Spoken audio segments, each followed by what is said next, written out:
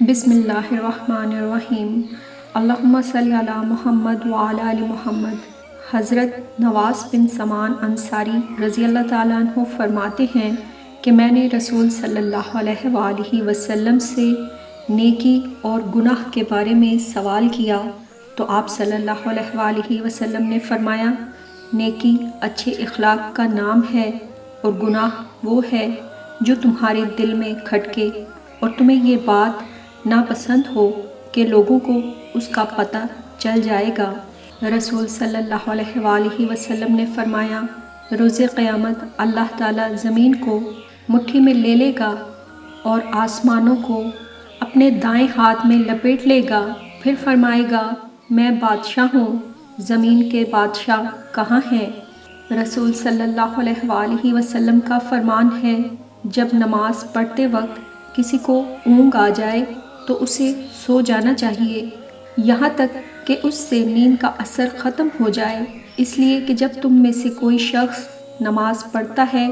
اور وہ اونگ رہا ہوتا ہے تو وہ نہیں جانتا کہ وہ مغفرت طلب کر رہا ہے یا اپنے نفس کو بد دعا دے رہا ہے۔ رسول صلی اللہ علیہ وآلہ وسلم نے فرمایا، نیک اعمال کرنے میں جلدی کرو، ایسے بڑھاپے سے پہلے جو عقل کو کھو دینے والا ہے۔ رسول صلی اللہ علیہ وآلہ وسلم نے فرمایا، اللہ تعالیٰ نے میری امت کی ان غلطیوں سے درگزر کیا ہے جن کے بارے میں صرف وسوسہ پیدا ہو یا دل میں اس کے کرنے کا خیال پیدا ہو، مگر اس کے مطابق نہ وہ عمل کرے اور نہ ہی بات۔ رسول پاک صلی اللہ علیہ وآلہ وسلم نے فرمایا، برتنوں کے توڑنے پر ملازموں کو مت مارو، کیونکہ لوگوں کی طرح برتنوں کا بھی ایک وقت مقرر ہے۔ نبی کریم صلی اللہ علیہ وآلہ وسلم کا ارشاد ہے، مسلمان کا صدقہ اس کی عمر میں اضافہ کرتا ہے اور بری موت سے بچاتا ہے،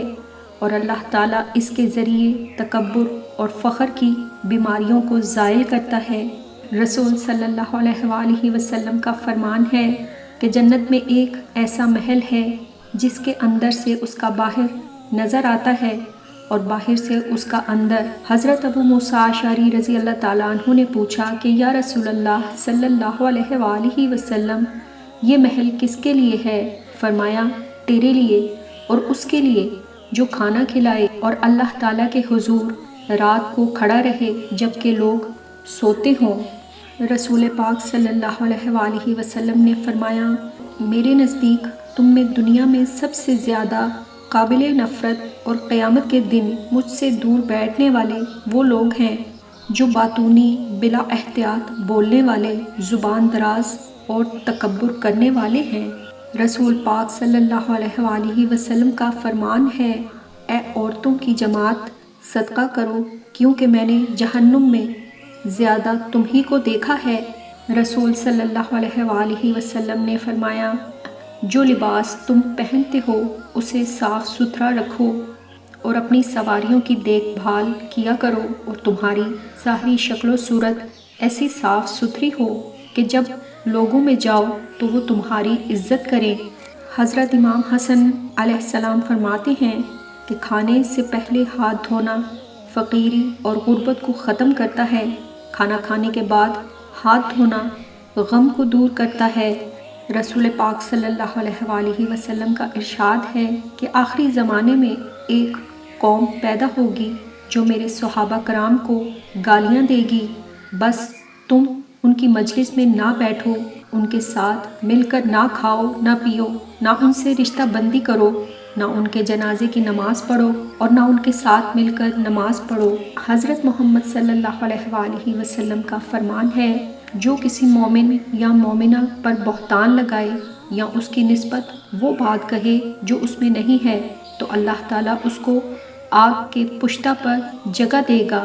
حضرت امام علی علیہ السلام نے فرمایا، اللہ تعالیٰ گھڑی گھڑی مزاج بدلنے والے شخص سے نفرت کرتا ہے۔ حضرت محمد صلی اللہ علیہ وآلہ وسلم نے فرمایا،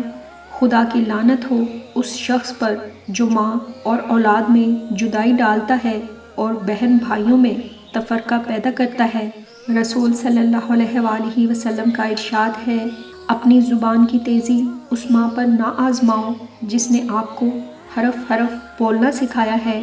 اللہ تعالیٰ نے تم پر ماؤں کی نافرمانی اور بدسلوکی کو حرام کر دیا ہے۔ رسول صلی اللہ علیہ وآلہ وسلم نے ارشاد فرمایا، پیر اور جمعرات کے دن اللہ تعالیٰ کی بارگاہ میں بندوں کے اعمال پیش کیے جاتے ہیں۔ مغفرت طلب کرنے والوں کی مغفرت کی جاتی ہے، توبہ کرنے والوں کی توبہ قبول کی جاتی ہے، لیکن کینہ رکھنے والوں کو ان کے کینہ کی وجہ سے چھوڑے رکھا جاتا ہے، یعنی ان کا استغفار قبول نہیں ہوتا جب تک کہ وہ اس کینہ سے توبہ نہ کر لے۔ رسول صلی اللہ علیہ وآلہ وسلم نے فرمایا، میرے رب نے مجھ سے وعدہ فرمایا ہے کہ آپ کی امت کے 70,000 لوگ بلا حساب کتاب جنت میں داخل ہوں گے جن پر کوئی عذاب نہ ہوگا۔ ہر 1000 کے ساتھ مزید 70,000 ہوں گے اور میرے رب کے 3 لب بھر کر جنت میں داخل ہوں گے۔ حضرت عیسیٰ علیہ السلام کی دوبارہ اس دنیا میں آ جانے کے بعد وفات ہو جائے گی اور تمام مسلمانوں کی روح قبض کر لی جائے گی، تو ایسا زمانہ گزرے گا جس میں کسی کے اولاد نہ ہوگی۔ اللہ پاک ہم سب مسلمانوں کو اپنے نبی صلی اللہ علیہ وآلہ وسلم کے راستے پہ چلنے کی توفیق عطا فرمائے اور جنت کا حقدار بنا دے، آمین۔ محمد کا امتی چینل کو سبسکرائب کریں، ویڈیو کو لائک اور شیئر ضرور کریں۔